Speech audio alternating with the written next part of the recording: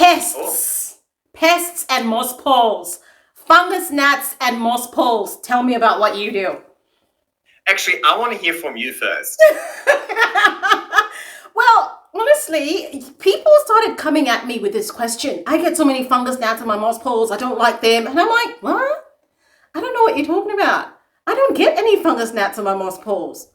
I'm just saying, honestly, like it's so good that you're actually saying that as well, because I thought that maybe I'm just like lucky, I'm the first one. I don't get fungus gnats. I've had fungus gnats once in my plant growing career, Wow.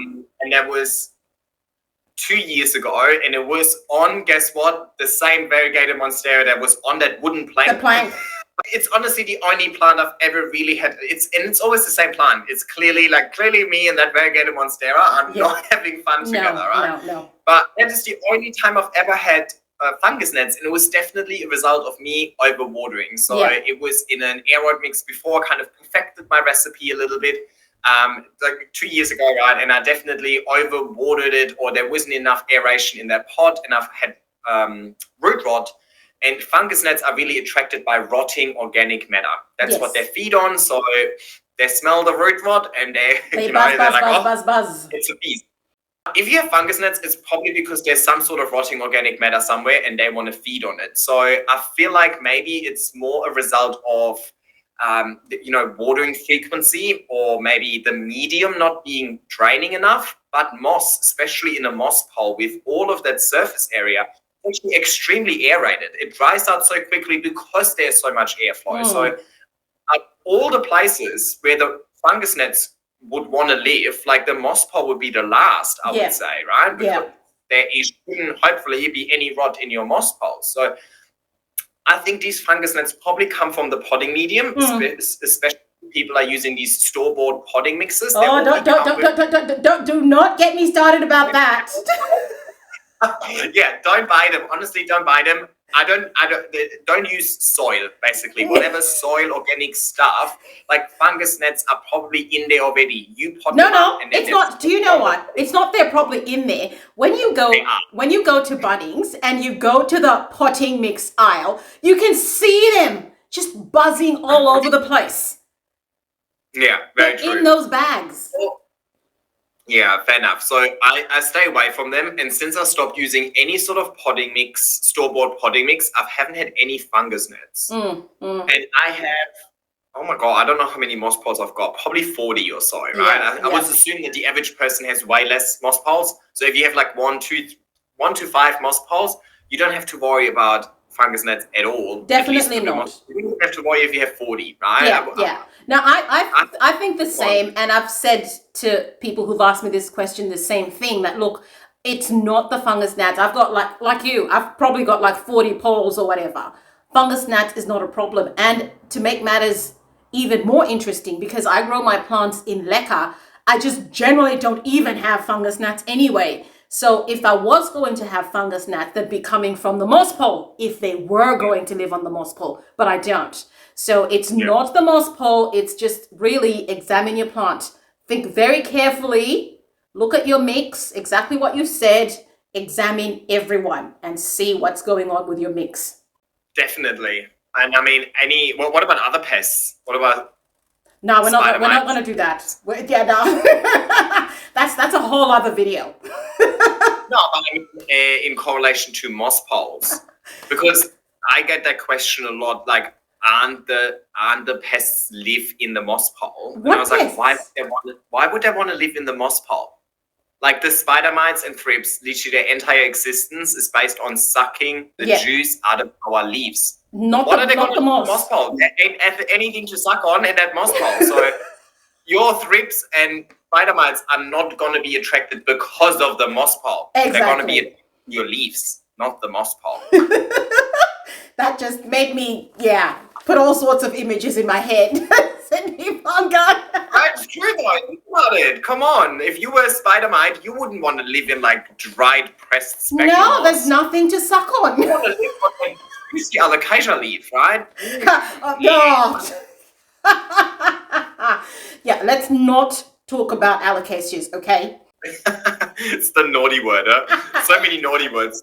Or potting mix and alocasia. Allocations, potting mix, fungus gnats, calatheas. We will not mention those. Right, okay, let's get on. We'll be here all day at this rate. How do you fix long poles to the pot? Mine get very shaky. You've got some very long ones back there. I don't. I honestly do not. I do not. I just put them in a pot and I fill it up with air mix. That's all I do. Yeah. I do pretty much the same thing. So same question. Someone's asked how I keep my plants, my moss poles held up in Leca, which is slightly more problematic than when you're using aeroid mix or potting mix, because that's at least it's a bit heavier. And I think it can't... Actually, it's really light. I think Leca would be heavier than... Oh no, it's really light. It's really, really light. Some of the Leca will actually float when you put it in water. It's really light. I try to always sort of put my moss poles at the edge of the pot. I don't put my moss poles in the middle. And that's just so that the pot is giving that moss pole a bit of support. And I pack it full with Leca as much as I possibly can. And in that way, that volume, so I can hold up my moss pole like that. And when I can do that... I mean, I can lift up all my moss poles. They're here. I mean, I can just lift them up. Exactly. And once this plant hasn't even rooted yet. Once the plants root into the pot, of course, the roots are kind of holding it all together as well. I think it must be some physical, I'm not a scientist, but it must be some physical force, gravity pulling the pot down, and the friction of the aeroid mix is like the friction stronger than the gravity. There must be some forces. I mean, I get to explain it to myself, but yeah, that's it. They just stay there. I think probably the aeroid mix, because I use a mix of very chunky ingredients like the bark and the cocoa chips, but some smaller ingredients like perlite and pumice. That I think that mix of large and small particles actually just form like a really solid, without me having to compact it, it forms like a really solid pot full of medium that's still light and aerated, but it's still kind of holding each other together somehow. I think if you would have a really fine medium, then the pole would actually much more wonky, right? Like the large chunks of orchid bark kind of hold it all in place. That's right. Yeah. It's a very nice case of Tetris, and everything is just, like Lego or whatever, holds together. Yeah. But I think we will now move on from that to how do you keep your moss pole standing up? I think those go well together. I mean, they stand up by themselves, right? And once I pot them up, they also stand up by themselves. Everything just stands up by itself. And then how do you keep it from falling? Yes, so the problem is really it stands up by itself, but if you brush it, or if, you've got airflow coming through, and of course, eventually the plant is going to grow and the larger leaves are at the top, so it's going to get really top heavy. Yeah. So I just pop all of my poles into decorative planters, and they just keep the pole from being top heavy. They just, divert the center point of gravity towards the bottom and stop it from falling over. And that's all I do. You want the pot and the nursery pot to have a fairly snug fit. If it's too loose, then obviously the pot could wonky within the decorative planter.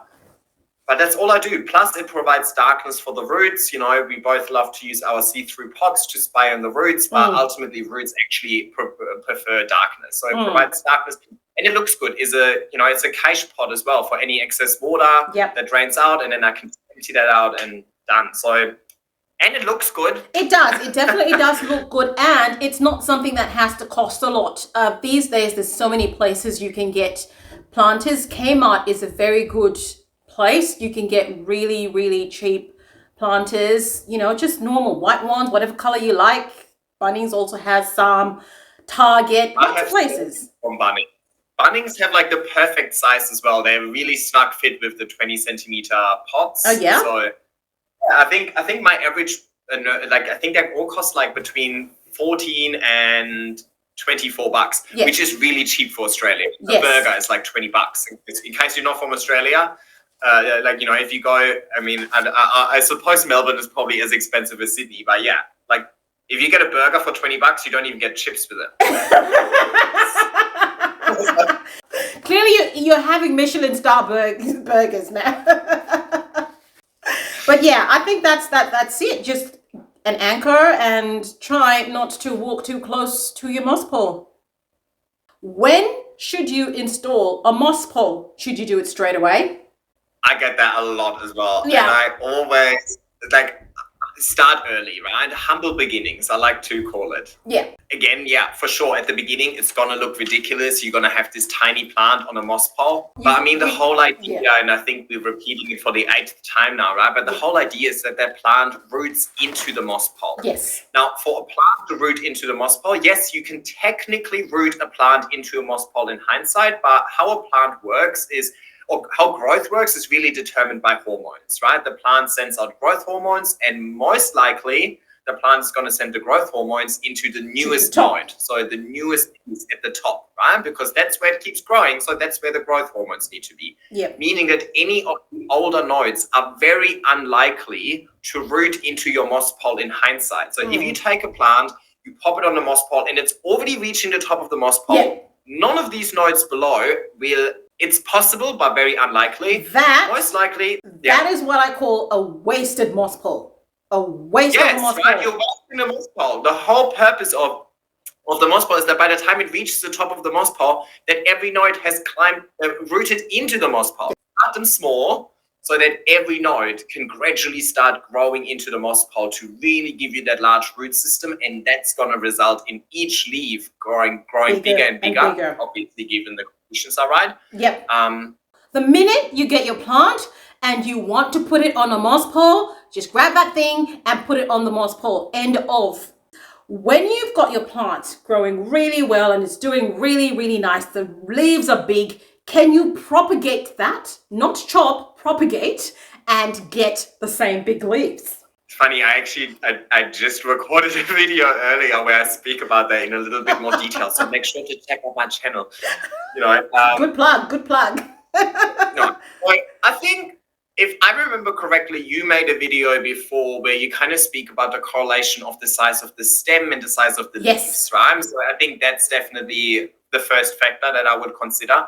Well, what's the size of your cutting? If you're taking a teeny tiny cutting that has no roots, well, what are you expecting? Where's all the energy is going to come from? If you take a large cutting with a larger stem but no roots, yes, when you propagate that, the new shoot will be larger than if you have a small cutting, but it still doesn't have any root system. Like, it's not gonna, the plant isn't dumb. The plant is not going to grow a huge leaf that it can't sustain because it has no roots. It's going to grow leaves according to what it can support.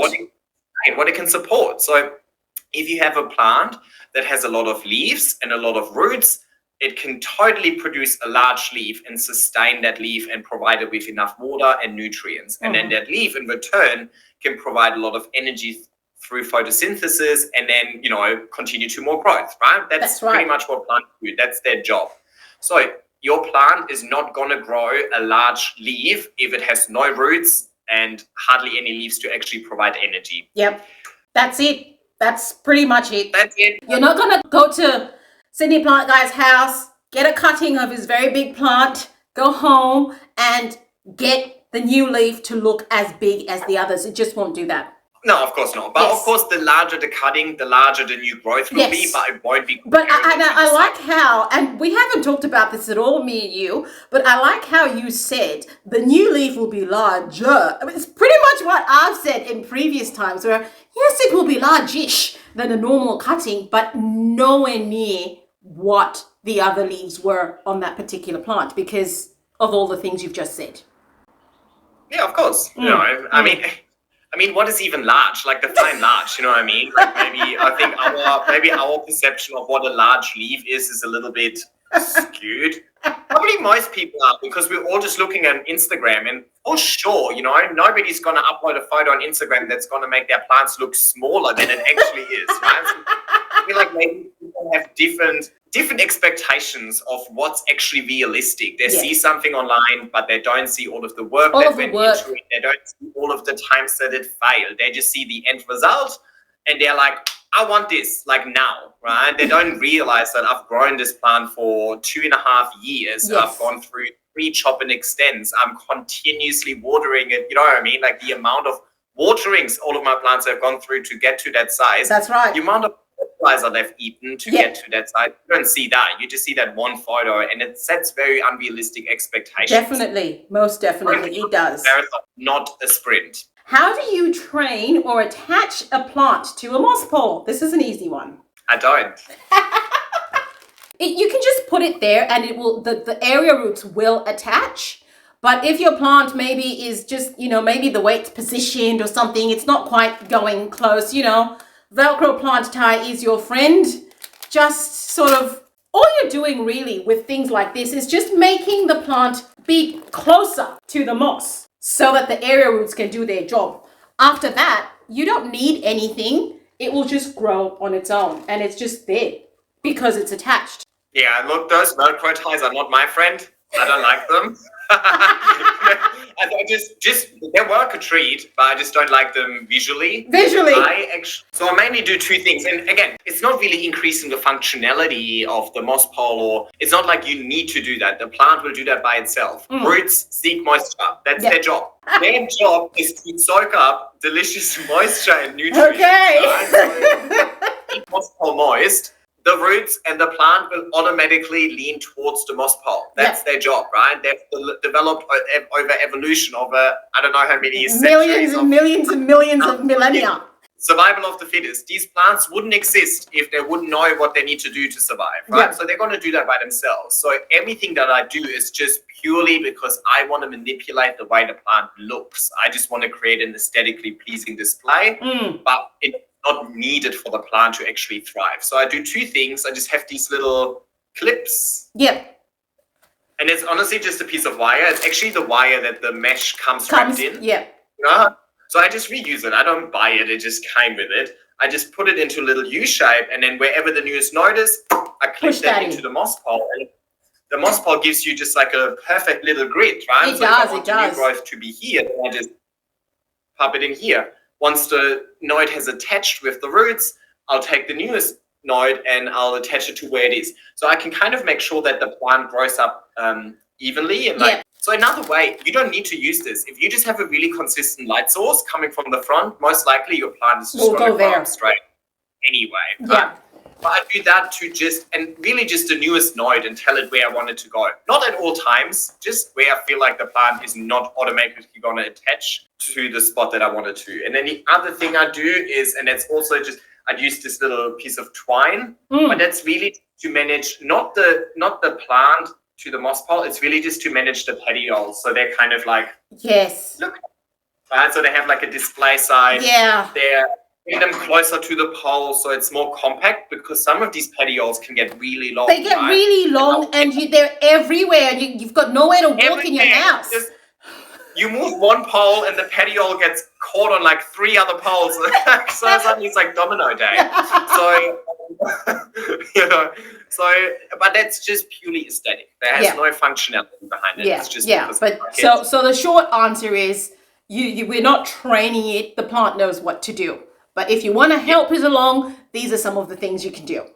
Now, someone wants to know, why have a moss pole with leca instead of using soil with bamboo stakes for indoor plants? First of all, your bamboo stakes are going to rot in your soil. That happens a lot. The number of times I've picked up a plant or bought a plant that's got a bamboo stake in it and then gone like this, and that bamboo stake is just mush in there. I don't like that. So I don't use bamboo stakes. I want something that's less organic than a bamboo stake. And then soil, well, I just don't use soil anymore because it's easier for me to take care of my plants using leca. I've got so many plants, way too many plants, a lot of people would say. I have 3 children, I have a job, and my weekends are not my own most of the time, and leca has made things easier for me. I'm not spending forever watering or guessing who needs water, all the rest of this kind of thing. I just don't have time, and leca's worked for me. Don't fix what's not broken. Don't fix what's not broken. What's your take on bamboo stakes, though? I'm interested. I have no opinion. No, honestly, I'm not too sure what they should be useful for. I mean, all the bamboo stick is going to do, it's literally going to stop your plant from falling over. It's just... that's it. Yeah. Really long, tiny plant, instead of it flopping over, you can kind of stake it up, but it's not going to... do anything. Yeah. Can you put all philodendrons on a moss pole?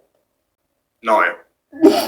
Yeah, no, because obviously not all plants do the same thing. Some plants are crawlers, some plants are climbers, and you do what's appropriate for the plant, what the plant naturally does. Yes, I mean, probably the best example is Philodendron gloriosum and Philodendron glorious. Yeah. If I get $1 for every time somebody got them confused and messaged me, I would definitely be able to quit my day job.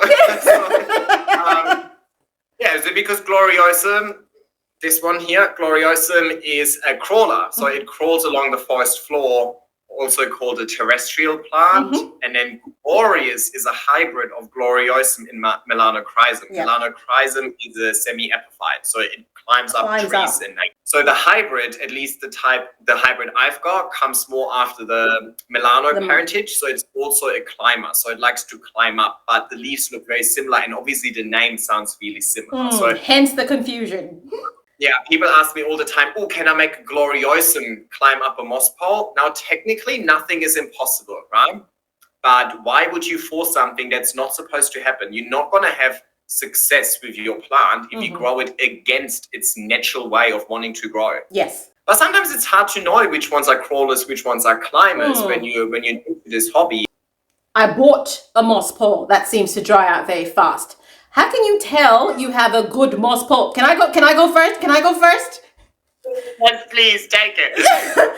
You know, if you've made your own moss pole, you know what you've put in it. You know that you put sphagnum moss in it, so that's good. And we're again, all the disclaimers apply. We are a sphagnum moss gang. This is what we're doing here. So that's what we're talking about. So if you put sphagnum moss in your moss pole, you know it's a good one. You can extend it. It can do all sorts of things. If you go and buy a moss pole from the store, well, first of all, we don't know that it's a moss pole. Chances that it's a moss pole are very slim unless it's someone who's actually gone and made one and is selling moss poles. But if you buy a moss pole from Amazon, it's probably not a moss pole.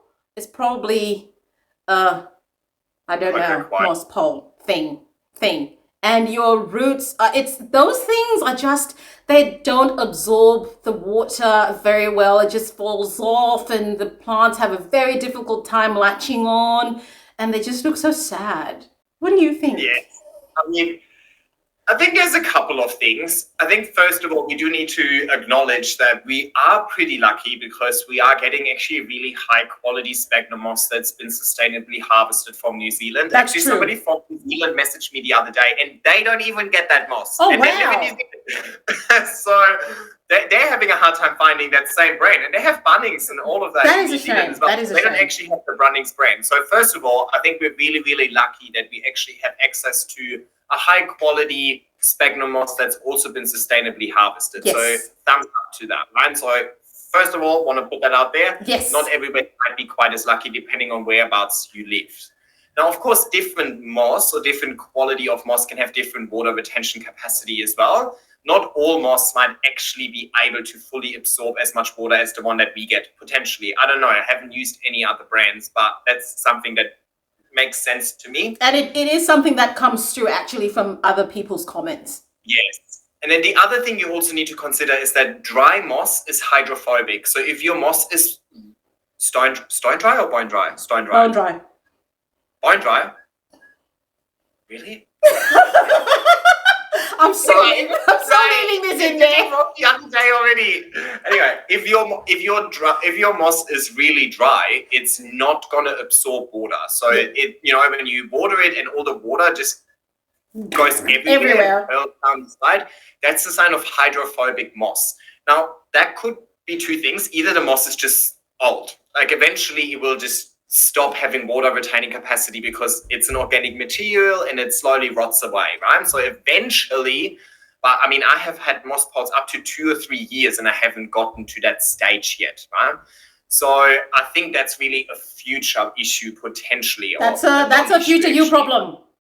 I reckon it's you don't actually give your moss enough time to fully rehydrate in the first place. So if you just maybe spray it and all the water goes down, your moss did not actually absorb any of that. So of course it's going to be dry again. So try and really give the moss a lot of time to slowly soak up that water. And then once the moss pole is moist, you're having a really easy time keeping it moist because moist moss absorbs a lot of water really quickly. Beautifully. That's why I can sometimes walk around and I pop the bottles just upside down, but sometimes I just take them and I just pour. Yes. And within I love it. I love it. Yeah, no, I love that because there's no need for that. You just go. I just get my jug and I just go, and it all just goes in and off you go.